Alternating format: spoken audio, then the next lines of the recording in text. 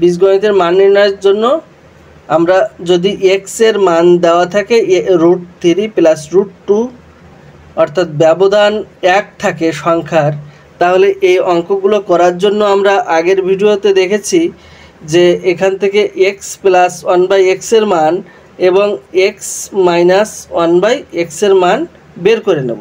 তো x plus 1/x এর মান যদি প্লাসের মানটা জানতে চাই তাহলে প্রথমটার সাথে আমরা 2 গুণ করে দেব, এবং মাইনাসের মান জানতে চাইলে দ্বিতীয়টার সাথে আমরা 2 গুণ করে দেব।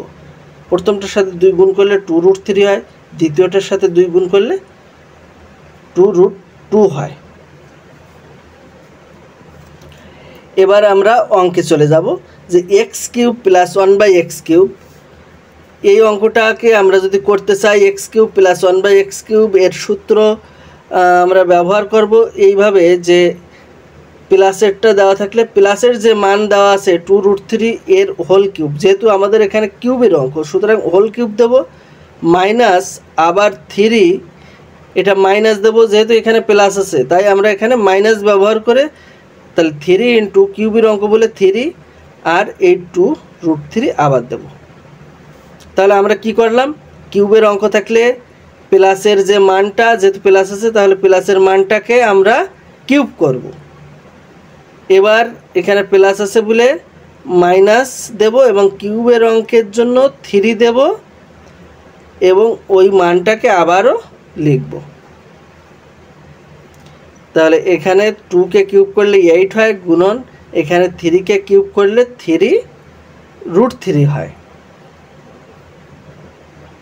মাইনাস এখানে 2 এবং 3 গুণ হয়ে 3 দুখানি 6 6√3, আমাদের 8 দিয়ে গুণ হলে 3 8 24√3 মাইনাস 6√3।